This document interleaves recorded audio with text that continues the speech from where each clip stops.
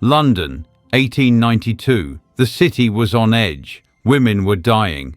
At first, no one connected the deaths, but soon rumors spread. Some whispered of a curse, others feared a killer was lurking among them, and one man seemed especially concerned, Dr. Thomas Neil Cream, always ready to listen, always offering his advice.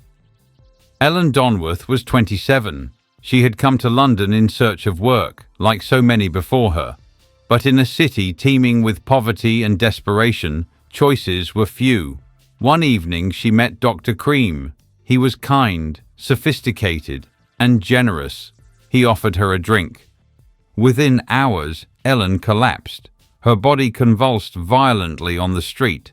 A doctor was called, but there was nothing to be done. The official cause of death? Alcohol poisoning. No one suspected foul play. Matilda Clover was next. She received a mysterious invitation to meet a doctor who claimed he could help her with a special tonic. Hours later, she too was found writhing in agony.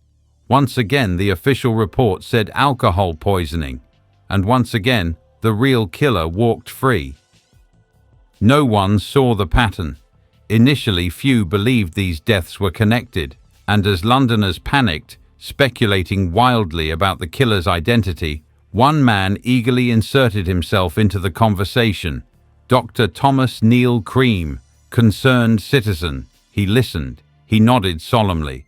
People confided in him their darkest fears, their suspicions. A jealous husband, a rogue chemist, a doctor with questionable practices. Cream always agreed, his voice filled with concern. And then he told them what they wanted to hear. He had already alerted the police, anonymously. Mary is whispering to a friend. First Ellen, now Matilda. I don't believe it's an illness or just bad luck. Someone's doing this. Dr. Cream approaches the ladies and says reassuringly, Ladies, forgive me, but I couldn't help but overhear. You are frightened, and rightly so. Please tell me what you know. Mary hesitates, then leans in, her voice shaking. Mr. Pritchard, the apothecary on Fleet Street. He's been selling all sorts of strange concoctions, and his wife died mysteriously not long ago. Dr. Cream nods solemnly, encouraging her to continue. Another woman, Agnes, speaks up. And there's that doctor, Dr. Harper. He treats all sorts in his practice, but people say he's been acting strangely, asking questions about poisons. Dr. Cream says thoughtfully, Interesting. Perhaps it would be wise if someone were to alert the authorities. Since Dr. Cream had put himself forward as a concerned authority on this issue, frightened citizens confided in him, sharing their suspicions. And each time he twisted their words into accusations, sending detailed letters to the police. Letters that pointed in every direction but his own. As two detectives begin to study the anonymous letters carefully, one notices that at least one of those letters contains details that only the police and the killer could know of, and the handwriting seemed familiar. The detectives began searching laboriously yet carefully through random documents, including prescriptions, completed and signed by a number of local doctors. Eventually, they were comparing the anonymous letter writer's handwriting to that of Dr. Cream. The similarities were obvious. The realization sent a chill through the room. The concerned citizen writing anonymous tips was likely the killer himself. But why? Why would he go to such lengths to frame others? What kind of mind would play such a devious game? To understand Cream's motives, we must look deeper. This wasn't about money. It wasn't even about revenge. Dr. Cream was a man who craved control. He enjoyed the suffering, the power. He wanted to be the orchestrator of fear, manipulating both his victims and the very people hunting him. Some believe he suffered from a deep-rooted God complex, a need to prove that he was smarter than everyone else. He didn't just want to kill. He wanted to toy with his victims, outwit the police and place innocent men in the frame. But now, the game was being uncovered. Now, The police had a suspect, but they needed evidence.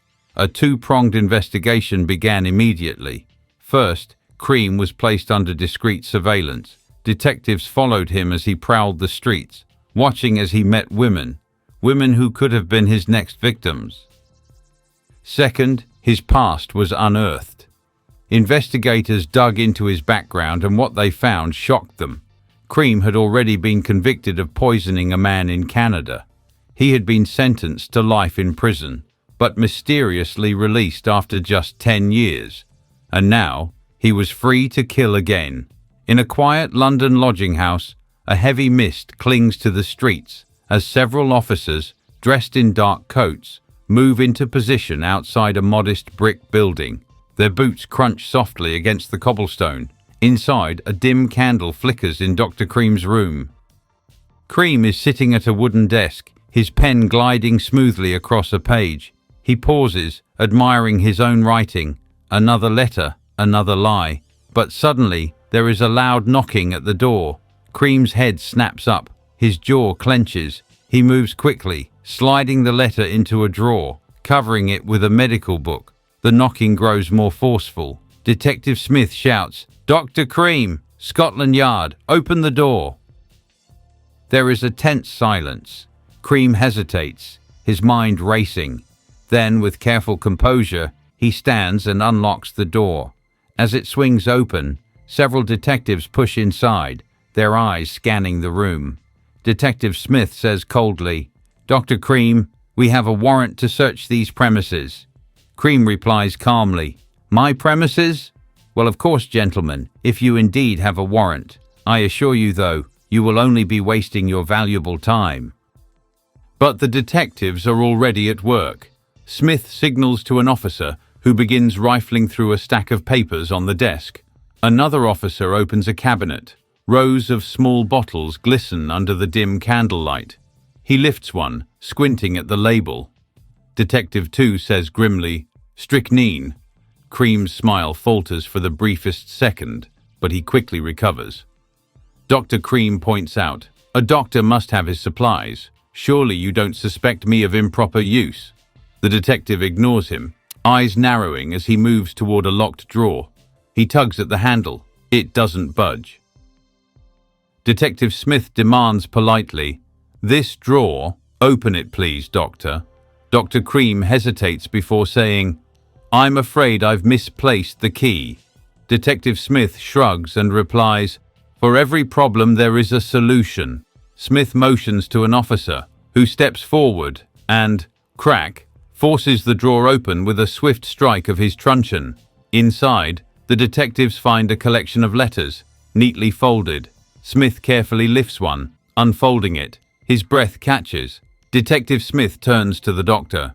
"Just as I thought. These letters look vaguely familiar."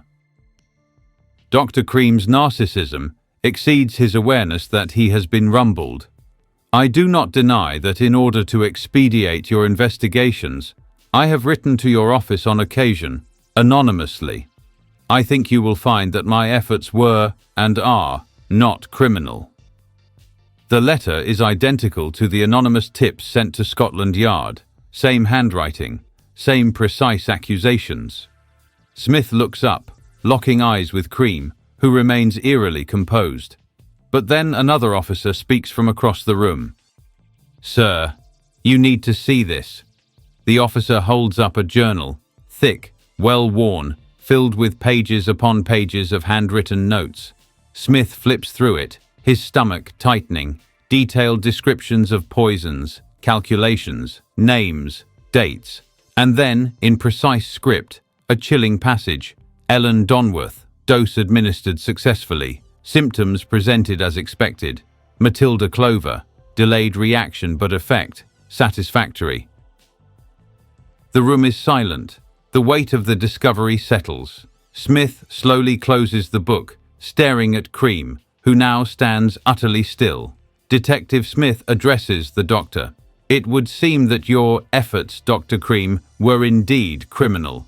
Cream exhales slowly, then lifts his chin, his smirk returning, but this time, just a flicker. Dr. Cream's confidence begins to wane. suggesting reluctantly, "Well, gentlemen, I believe this is where I request my solicitor." Smith then nods to his men. Detective Smith orders, "Take him." The officers move in. As they seize Cream's arms, his smirk fades. The sound of chains snapping shut around his wrists echoes through the small room. He says nothing more as they lead him out into the cold London night. The game was over. The evidence was undeniable. Dr. Thomas Neil Cream had outsmarted everyone, until his own devious arrogance finally betrayed him. The evidence against him was overwhelming. Witnesses testified that Cream had been seen with victims just before their deaths. A pharmacist confirmed he had purchased strychnine, and of course, the anonymous letters accidentally revealing unpublished details of the crimes. The final nail in the coffin. The judge asks the jury foreman if the jury has reached a verdict. He replies with confirmation of a unanimous guilty verdict. There were no gasps of surprise, only of anger.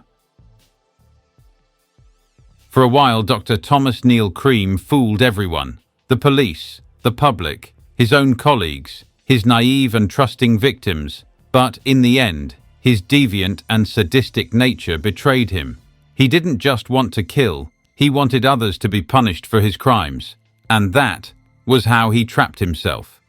On November 15th, 1892, Cream was hanged for his crimes. The ripple effect of the pain felt by the loved ones of his victims was incalculable. Whilst the world was finally rid of one tyrant, there would, of course, be more. Please subscribe in order to be notified when we upload further true crime and unadjusted facts videos. Thank you.